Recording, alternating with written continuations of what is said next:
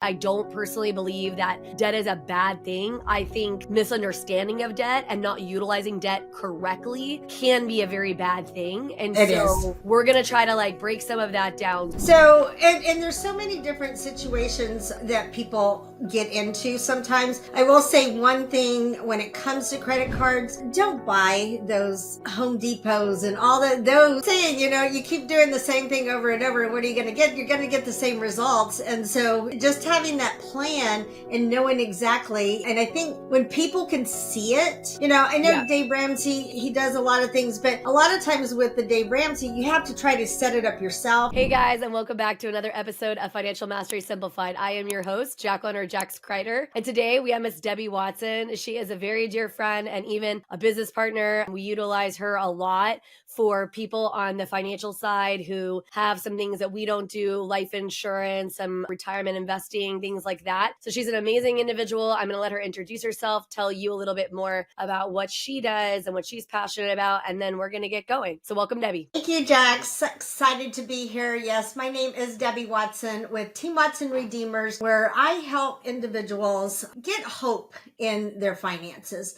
So I put a financial plan together. It's totally complimentary. And what we do in that plan is kind of set up a financial house. So we make sure that the foundation is solid with the right type of term life insurance and an emergency fund. And then we start to look at the middle of the house where our debt. How can we get out of debt? And then the top of the house is where our money starts to save. So we want to make sure that we're saving for retirement, or we're saving for those special college funds or all those, so that we can be successful. So if we don't have the foundation all the way to the top, then we'll never be able to live the life that we want to in our early days, or heaven forbid something happens to us before we meet our goals. So we have to protect our incomes 2 times in our life. Heaven forbid we die too soon, and if we live too long and we run out of money. So that's what I do. I've been doing it for about 14 years. I love educating. I love giving people hope, and it just brings me pure joy every time I walk out and they're happy and feel relieved, because 14 years ago, I was a client myself, and my husband and I sat down with a friend from church, and we were like, oh my gosh, we'll never be debt free. But with some of the concepts that she taught us, it gave us hope, and we're working towards that goal. And now I've been able to get fully licensed and help others. And so it was a win-win. I love that. Well, yeah. And I mean, we're all about Financial Mastery Simplified, all about education. I mean, that is like really my true heart, is that I just really want people to succeed on their own terms, live their life by their own terms. And, we talk a lot on this podcast about, conceptual things and some of the deep work that we need to do on ourselves to be able to level up and to be able to succeed financially. But sometimes, we maybe haven't always talked as many times about some of the practical application and the practical things that we really need to deal with. And I think especially with the current economy and, people ever since COVID losing jobs and getting different jobs, and just a lot of challenges, inflation kind of going through the roof, and student loans kind of like just billowing in size and things like that. It's been a really frustrating place for a lot of people financially. And I know a lot of people feel really lost. Right. Yes. And so I think you and I are going to kind of give some more on the practical side, some things that maybe you could try to start with on your own. Right. And some of the maybe things that you have heard before, or some ways that you potentially could leverage, like even maybe your home, or, some of the other types of things that you have like asset wise that might help you kind of level up that game, just to kind of run through that. So Debbie and I were talking just briefly before the show about some people that she just really recently kind of helped set up plans for, and just how crazy it is. And before I get her to kind of give you some numbers of like what she was able to kind of help them accomplish, if you will, I'm just going to say that for those of you listening with credit card debt, which unfortunately we're like in the most credit card debt I think we've been in as a Exactly. like ever. Yep, we are. Right now. And that is a little bit terrifying, number one, right? Because it doesn't bode well. And then number two, if you've ever really dug in to not only your credit card bills, but how compounding debt works, right? How the minimum payments literally like will basically keep you in debt forever. Exactly. It's a bit terrifying. right? I'm not trying to say that credit cards are the devil. I don't personally believe that debt is a bad thing. I think misunderstanding of debt and not utilizing debt correctly can be a very bad thing. And It is. so we're going to try to like break some of that down. So that's kind of the first little jumping off point. And so Debbie, kind of talk us through like some of the ways that you kind of figured some of these things out and what sort of plan you sort of help them create, I guess, if you will. Yeah. So, and there's so many different situations that people get into sometimes. I will say one thing when it comes to credit cards, don't buy those Home Depots and all those, I mean, are the terrible, they add up and they really, if you're getting a credit card, have a credit card. Don't buy the ones just to get the sales. And the other thing is, it is great on some of like your Nebraskas and your home, that have the no interest. If you pay the no interest, if you pay the amount that you need, it's wonderful. What sometimes people get in trouble is if they don't, because they, on some of those, they'll just say, okay, this is your minimum. Make sure that you look, that is not your minimum. Make sure Well, that you're is going to paying your actually pay it off minimum. in the time. Exactly. I was going to say, anytime I've ever done that, I literally had to work backwards and be like, okay, so this was the full purchase price. This was the amount, like I have to shell out monthly, and I always try to set up on auto pay for that amount. Yep. However, Yes. the one thing that I will tell you that a lot of people do not realize is if you have a credit card, like for instance, we've done this with Best Buy. If you basically like you have that big large purchase that's like on 0%, if you're making additional purchases that are being charged at an amount, there's actually some laws in place that state that they have to actually credit your payment to the higher interest thing. And so what'll happen is that you think you're paying enough to pay off the 0% thing. And in reality, they're crediting it to that higher interest rate thing. And so you won't hit it. And so then all of a sudden, when that 12, 18, 24 months, whatever the heck it is, right, that comes up on you, boom, you'll get hit with that full amount of interest and it'll jack that bill way the heck up. Jack it up. Yeah. Very, very careful. Yeah, so that's, definitely one of those things to really watch out. But, I recently had a client and he had lost his job. And so unfortunately, they got started backing up. Now he's found a job, they're just now trying to get a grip on what they're wanting. And so they were in their 40s. They were 44, 45, had a couple of kiddos. And when we sat down with them and we plugged it all in, they were doing okay. Only thing is he did have to take some money out of his retirement during that time. Sure. So even though we were looking at how to get him out of debt, unfortunately now they're dealing with a huge tax thing. So we're still working on that. But they were paying right around almost $6,000 a month. That included their mortgage, all their bills in there. They had about a little over $300,000 in debt, including the mortgage and everything. If they kept paying the way that they were paying, which they really were only paying a little bit of about $109 additional on some of the things, on top of that, they would not have been debt free for 38 years. So that would have put them in their 70s. Now, I have two clients I've worked with in the last couple of weeks, and this one wasn't as bad. But 38 years is 76. That doesn't give you very much hope. It showed them how to pay the debt. So what we teach is what's debt stacking, snowballing. There's a lot of different words for it. For sure. We plug it all in and the computer says, okay, that extra $109, put it towards this debt first. And then once that debt's paid off, you don't say, hallelujah, I got an extra $200 a month. No, you take that extra $200 and then you put it towards the next debt and a next debt. And it goes all the way down to the mortgage. Doing that, they will be debt free in 6 years, 32 years sooner. They were ecstatic. And that saved them over $86,000 in interest payment. Yeah. I had another client that actually didn't have as much debt. It was only around $270,000.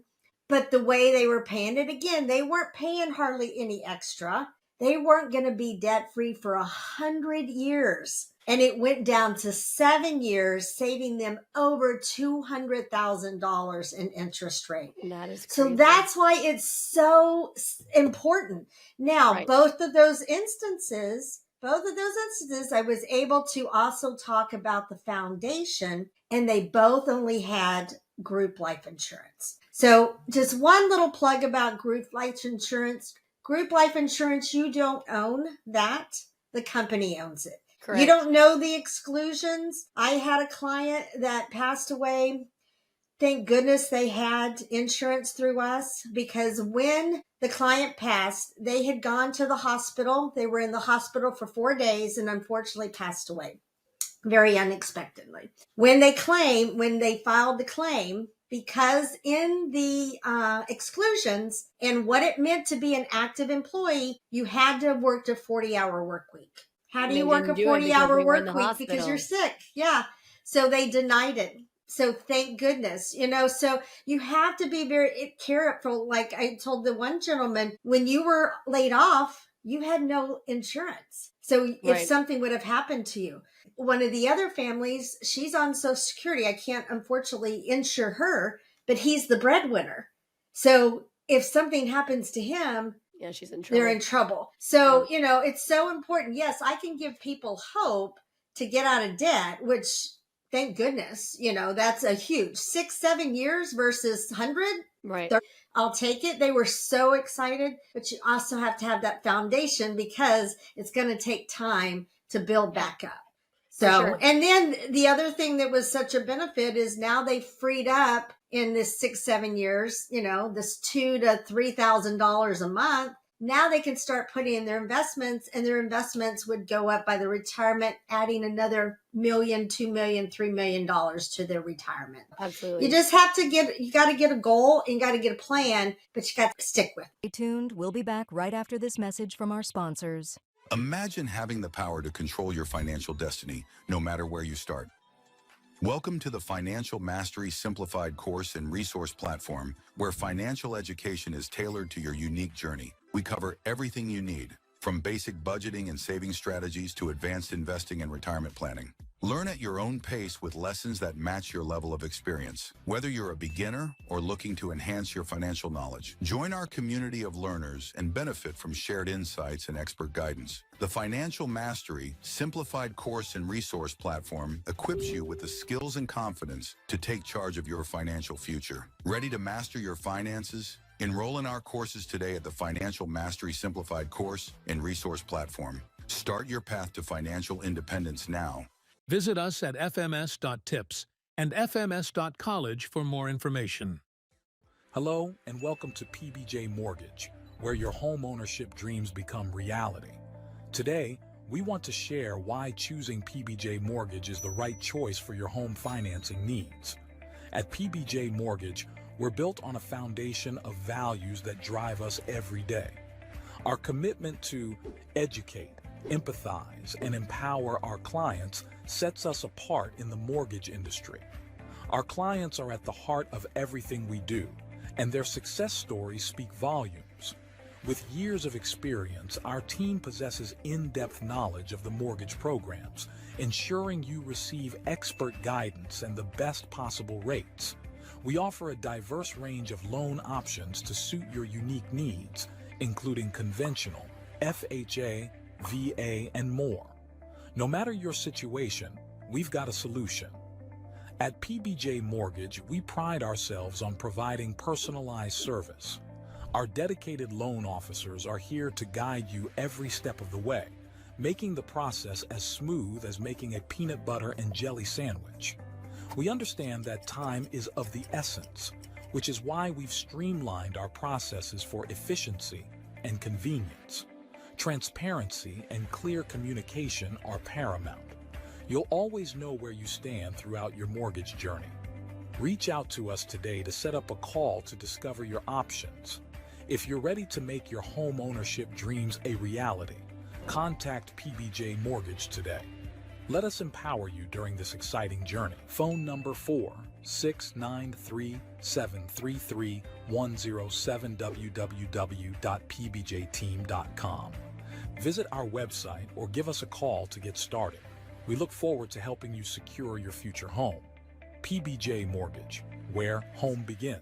Thanks for your patience. We talk a lot in this podcast about being intentional and that, look, whatever you need your life to look like, right? You want to be really skinny and you want to live in like a vehicle, right? Like where you're traveling around the country, you want to live in a tiny home or you want to live in the biggest mansion that you can ever imagine. It doesn't really matter to me. I'm simply wanting you to level up and get yourself to the place that you're looking for. But you also need to have a clear understanding of what that is and what that looks like, right? Yeah. And also, this is no judgment because I definitely have had my fair share of instances with debt and things like that.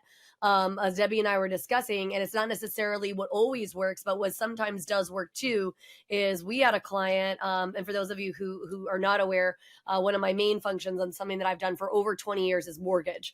And the reason that I started doing mortgage, I kind of got into it on accident and then I stayed because I genuinely like helping people financially succeed. And usually owning a home is one of the bigger wealth differentiators, right? Mm-hmm. And in a lot of ways, for a lot of Americans who are not diligent savers, because that's not really how we've all been structured to live our lives, it is kind of like a giant savings program, right? Like it kind of forces you to put money towards it every single month because you're making your mortgage payment, right? And Right. it's not one of those things that's just super easy to go pull out. You can't just go to the bank and like just pull that money out because it's kind of put there in your house, which can be a Mm-hmm. good and bad thing. With that being said, we've had some situations and it doesn't always work. So when you get those advertisements in the mail, if you own a home that say you should refinance to consolidate your debt, the answer truly is maybe because Right. there are some situations it makes a lot of sense, and then there's some situations it really doesn't make a lot of sense, right? So we did a client last year, we did his loan, and basically his interest rate was amazing. It was very low. It was around 4-ish%. And we knew that we were going to take that interest rate and not double it, but get close. And so you're saying to yourself, but man, why the heck would he want to do that? Well, in their financial situation, they were coming to a point where they were barely making the minimum payments. Like we were getting really tight on that, whether he was going to even be able to continue to make minimum payments. And so you can't even make minimum payments. What starts happening, right? You now Right. start going in the rears, you start dealing with your credit score starting to drop. Predators. Yep. Yep. You're dealing with potential collections. Like there's a lot of aspects, and this not only and understand me, credit score is not the end all. Okay, it's not the fact that your credit score is dropping. It's the mental and emotional toll Exactly. The that has on you stress. and your Yes. family. Yes. Right. Exactly. Like this is a lot Yeah. of stress. Like, oh my gosh, I can't make the payments. I can't, you're getting collectors to call and I'll be real with you. Collectors will say whatever the hell they want to say Yeah. to get you to try to make payments. They'll make you feel bad about yourself. They'll make you feel like they're coming to take you to jail. So many of those things that they pull are illegal. Just FYI, the Fair Credit Reporting Act is very strict on what they can and can't do and can and can't say, but they do not listen to it. Just a warning. They don't do it. And so we were working through that. And so for him, it made sense because we ended up saving him about $2,000 a month in payments. And so Wow. even though, yes, his mortgage payment and interest rate increased dramatically, it Right. still allowed them to do a reset. Right. Might not have been Exactly. ideal. Debbie's option may have been a better choice for them had they been able, but Right. unfortunately in their situation, they couldn't. That wasn't Yeah. a choice. They were Yeah. barely making ends meet as it is. And the reason their debt kept growing and growing in size is yes, they're making the minimum payments, but then they're putting all their bills back in their credit cards, right? Like, Right. and that debt Robbing is Peter to growing. pay Paul. I mean, Exactly. it will. It'll just continue to snowflake. And so a lot of times, exactly, Jax, you're totally right. Is sometimes my solution is there have been times where I have had to tell people because there was not enough money coming in Correct. to Exactly. pay for it.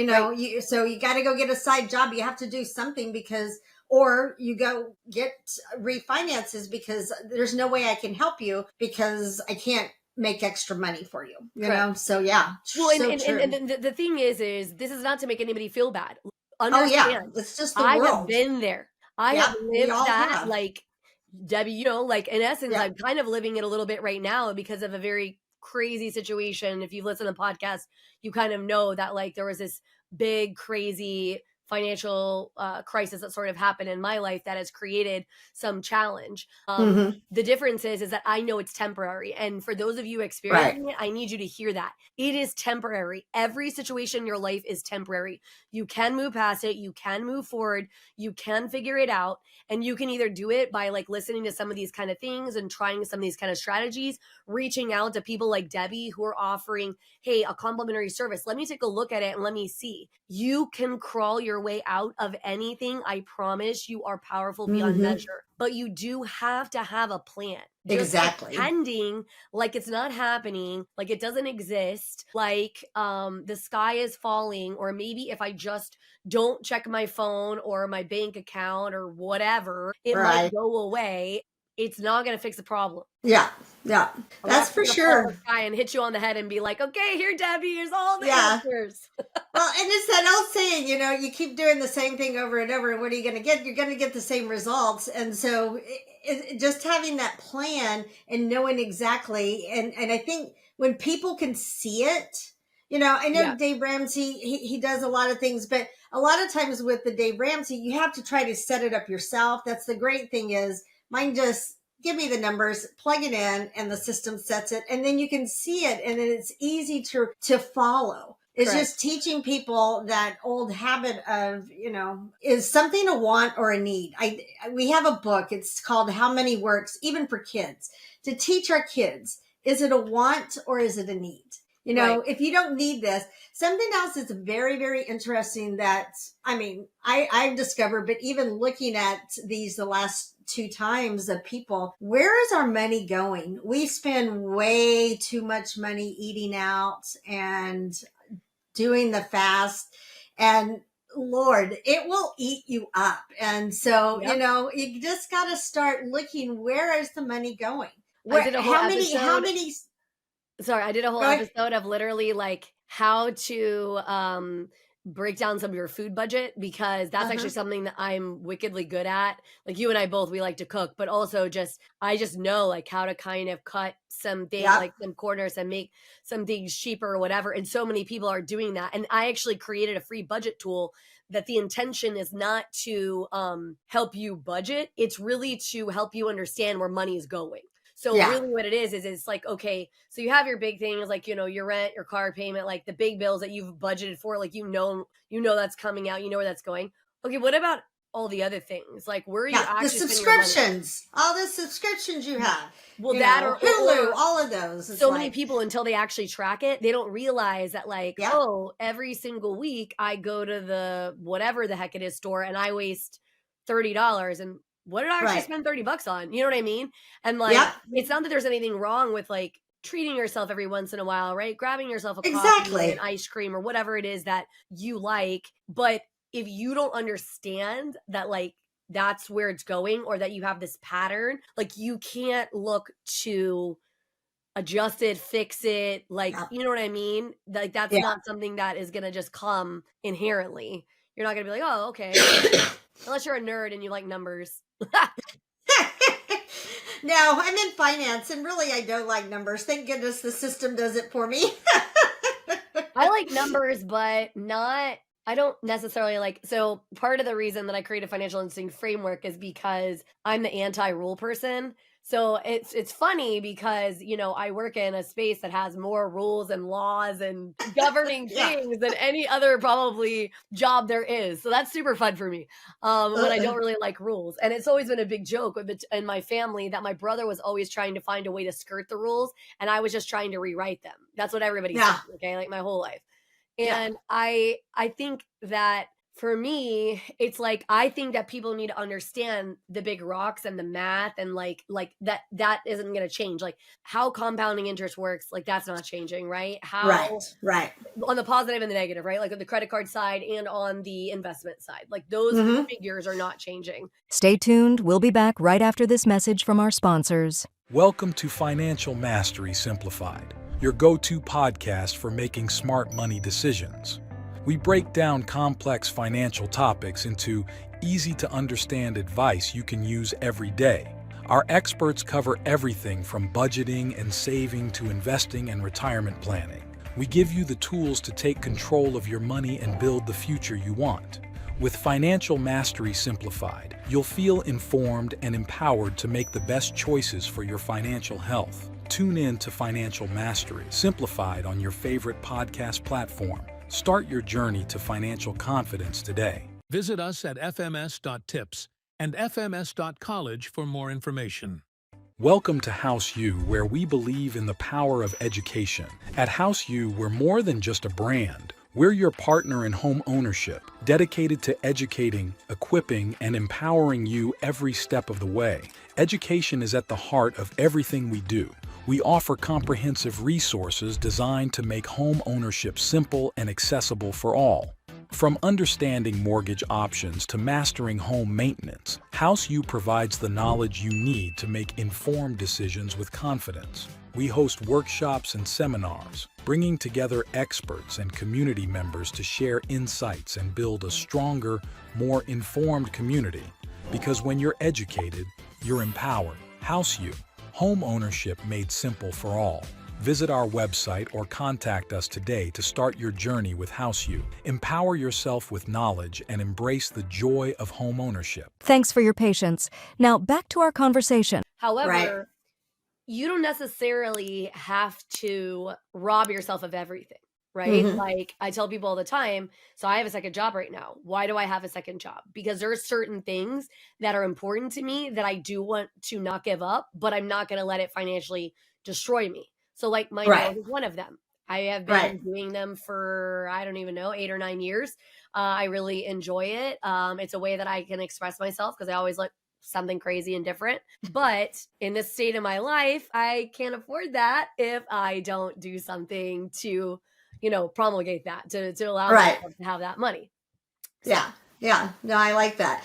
And you brought up a good point is I don't think honestly a lot of people understand sometimes when it does come to numbers of those percentages. So in the credit card world or loans or all that, your higher interest rate is bad for you because that means that is more going towards the interest. correct. When it comes to the investment side, when you talk about compound interest, there's a rule called the rule of 72. Well, if you are not getting a high interest on your investment, then that means your money is not doubling as fast as it should. So Correct. I think even things like that, because there are so many people, I mean, I never knew the rule of 72 or the banker's No. rule. They just call it everything. And, if you get a return of 12%, on average, 12 into 72 is 6. That means your money's doubling every 6 years. So just think about this, and you'd have to, I'm not going to do the math right now. I can, but if you take an investment of $10,000 and after 48 years, it's doubled to over 2 million and Right. you never put any more in because of that 12%. Correct. But if you had a 3%, you only have 40,000. Huge difference if you don't know where you're putting your money. And, last year, the market was up well over 28-30%. The market did great. This year, the market has been up and down, but that's part of the system. Correct. So you just have to not panic during those times and listen to your advisor during those times. Well, I was going to say that's the other thing, right? And so if you really look at the people who have created extreme wealth, a lot of times they're going in when everybody else is pulling out, right? And Exactly. they're stressing Because they're out buying and cheap. freaking out. You're Correct. buying cheaper. So you're buying more and then selling. So buy low, sell high, I was going to say, I had a person describe it to me like this, and I thought it was such a great analogy that the goal is not, yes, okay, like it's important to know like how much let's say the pen cost, right? But the goal is you want as many pens as possible. Like, so you're trying to Right. collect the pens, and maybe this pen you paid $1 for, and this other pen you paid $10 for, and several other pens you paid $5 for, but it doesn't matter. Like, you're just trying to collect the pens because the goal is not that you're going to sell them tomorrow, right? And so many people, again, this comes back to intention. They're not thinking in a long-term kind of way. And just so Right. you know, from a psychological standpoint, the way that you visualize things, so the way that that long-term vision, if you're not giving your brain a very specific thing to create and to allow your brain to latch onto and to seek, you actually will be less successful. So Mm-hmm. when you are being intentional and you are creating those goals, and not that the goals can ever change, and not that you're not allowed to like maneuver things or whatever, but like literally money likes a plan. And Right. so if you are intentional in your thought process, and I mean, like I said, you can do it there, and there's so many different options. I mean, that's really the beauty. Think about it. I mean, not even 20 or 30 years ago, you had so many less choices.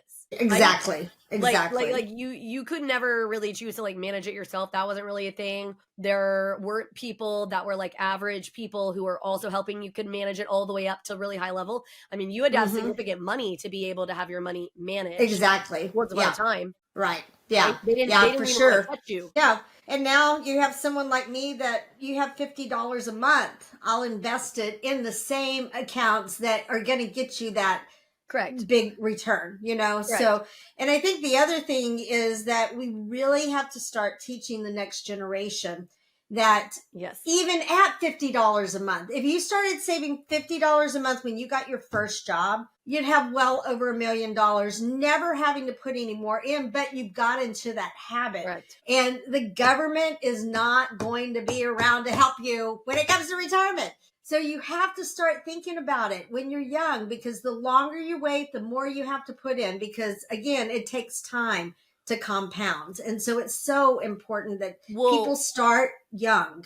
I was gonna say, let's talk about why that is. So for those of you who don't really understand the history of like kind of how retirement sort of came to be. So first of all, a lot of people will argue until they're blue in the face that Social Security is going to go away. I disagree. Social Security is never going to go away. What I think will eventually happen is they're just going to push the age up so far that you're literally not going to get it until you're like 90 years old.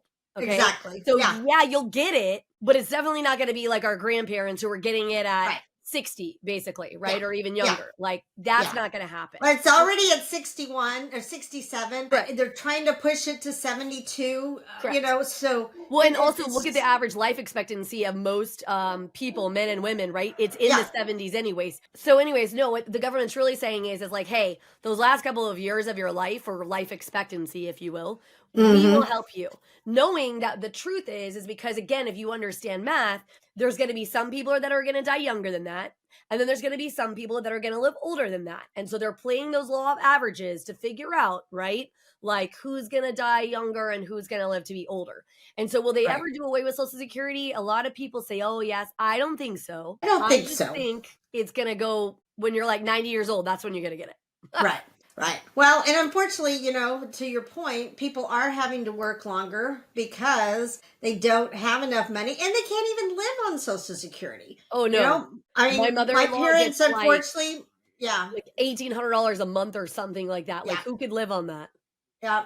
Both my parents are on Social Security, and my dad just this year at 85 retired as a city judge. Now he was only working a day and a half, but still, you know, so but my mom has always been a really good budgeter, and so they worked it out, but still, you know, just things that they didn't have in place. And I think some of the biggest problem is we used to have pensions. Companies have gone away. Well, that's then what I was they about came to talk with the about. 401k. Yeah, you came with the 401k, but people aren't necessarily putting it in that. And then you have the option that a lot of people don't utilize as a Roth.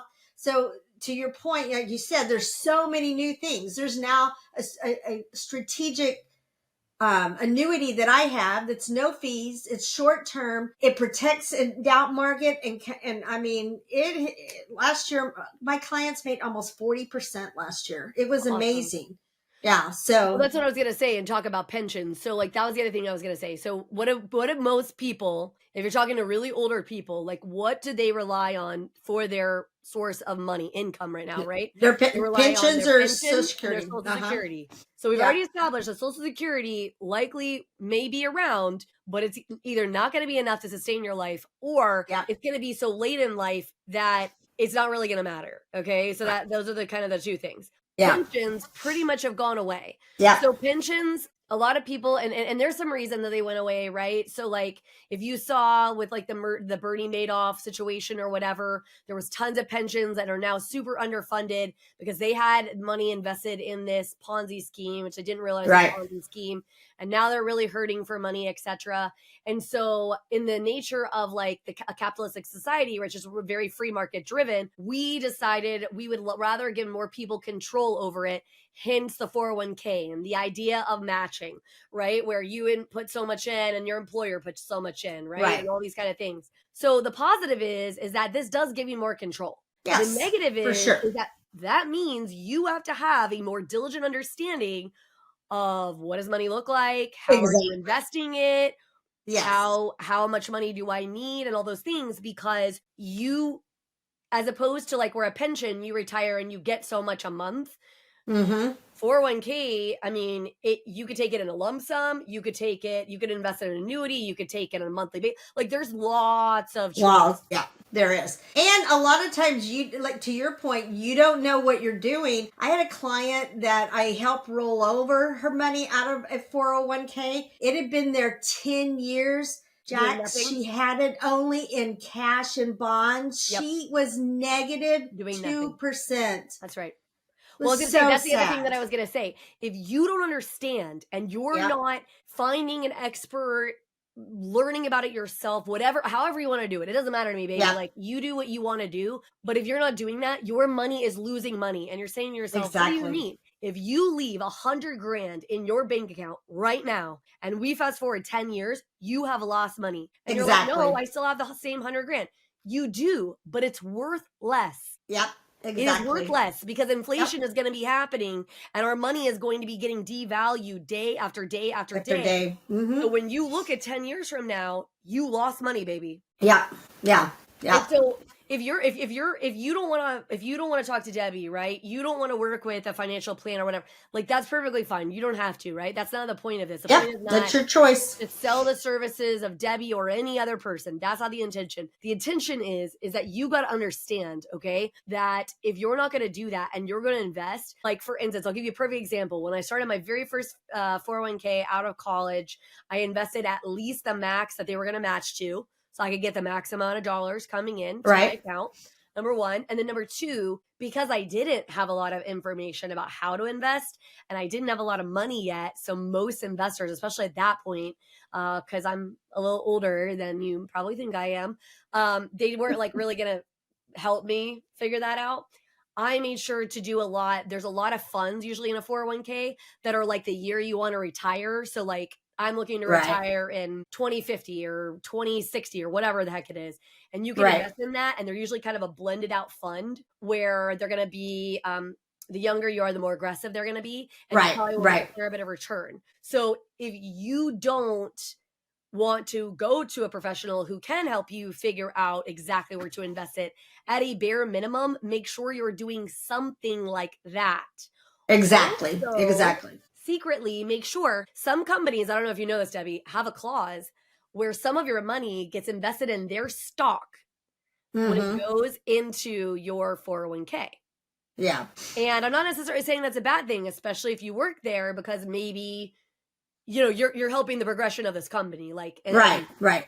You feel like you're going to do good things. But the bad part is, if that's not what you want to do, number one, or number two, you leave the company. Maybe you leave because you know, like, man, this sucker is not doing well. Like it's going downhill. Don't leave your money there. Exactly. Never leave your money at a company that you have left. Never. Bad idea. And honestly, do not roll it over into another 401k. Because a 401k is a money accumulator. When you retire and start pulling money out, you're going to have to roll it over into your own IRA. So go ahead and just start that process when you leave to get it going. Explain what the difference to them is between 401k or IRA for those who may not know what the difference is, just so they can understand, because we're throwing some acronyms and some numbers and letters out there that you may have to be like, what the heck? What is that? Yeah. So the 401k is for one, the 401k is your company. They're the ones that have the managers, what's TPA, which is they take care of everything for you. They're the ones matching it. But it's just accumulating, and they have fees that they're charging you and stuff. A IRA or an individual retirement plan is your plan. It's in your name. It's not in, it usually don't have a joint name. It's based on your Social Security, based on you. So when you're rolling it over, there's no tax problem. Doesn't give you any tax problem.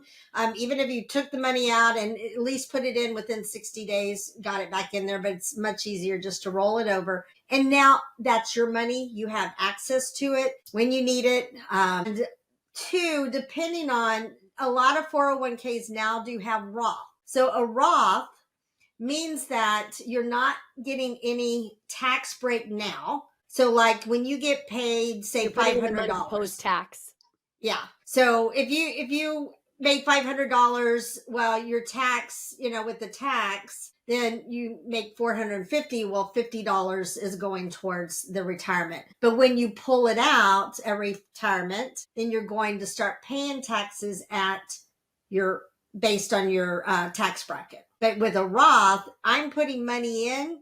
When I pull it out, I get the whole amount. So that's why it's great to have. You're paying taxes early as opposed to late. Exactly. So the decision is you pay taxes on a smaller amount of money before it's had the opportunity to do compounding interest and grow in size, or you want to pay it later. And that's the difference. The main difference is between Roth and traditional IRAs. And it's great to have both.